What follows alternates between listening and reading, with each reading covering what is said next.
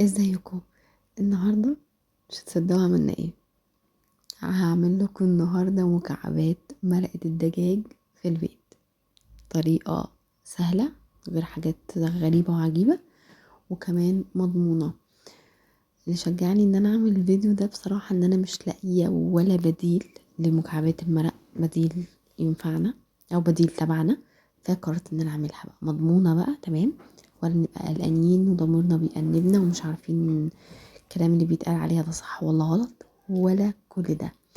عندك مكعباتك في الفريزر، طلعيها استخدميها مية مية. النهاردة هنعمل مكعبات مرقة الدجاج، تمام، وهقول لكم كمان لو عايزين تعملوها خضار ازاي ولو عايزين تعملوها لحمة ازاي. اول حاجة عندي هحتاج بقدونس مجفف، فهعمل ايه؟ هاخد ورق البقدونس ده هدخله الميكرويف، او الفرن او الاير فراير، تمام، كام دقيقة بس كده يتجفف. كمان معايا جزر، بصل، وكمان معايا مرقة، طبعا دي مرقة دجاج. هجيب حلة واجيب سمنة، ماشي، او زبدة براحتكم، او زيت اللي انتوا عايزينه، وهشوح فيه الجزر المبشور والبصلة، واقلب لحد ما ايه اشم ريحتهم كده، تمام، يندمجوا كده مع بعضهم والبصل يهدى شوية والجزر وكده، كويس قوي.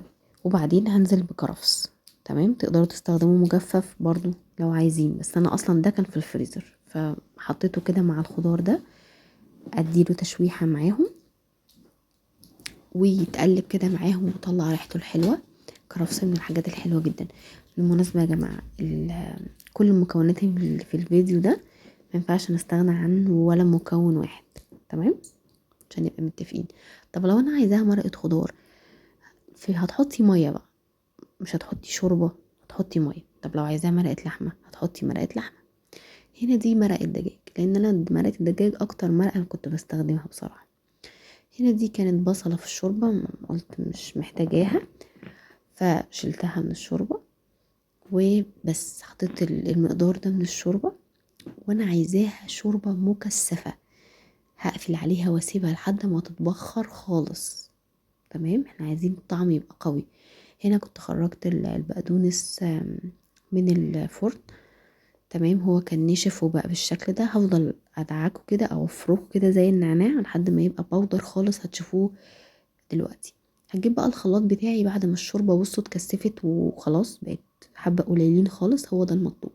هاخدهم كلهم واحط عليهم بقى ملح، فلفل اسود، حبهان، بابريكا، توم باودر، بصل باودر، زعتر، والبقدونس المجفف، وهضربهم كويس قوي في الخلاط.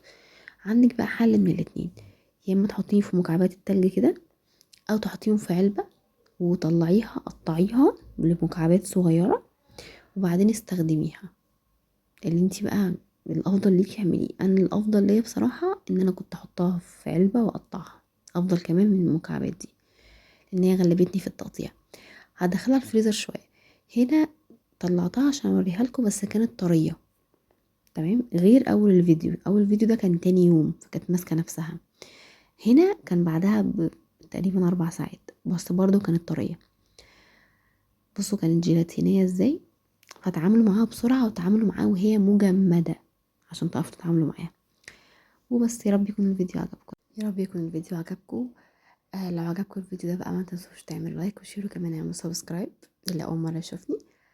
بس وبس، لو عايزين اي مرقة تانية عايزين تعرفوها بالتفصيل او اي حاجة اكتبولي في الكومنتات وانا هرد عليكم، ونبقى نعمل فيديو تاني للمرقة، اي مرقة انتوا تختاروها، اختاروا بقى مرقة لحمة او مرقة خضار. وبس اشوفكم على خير الفيديو الجاي، باي باي.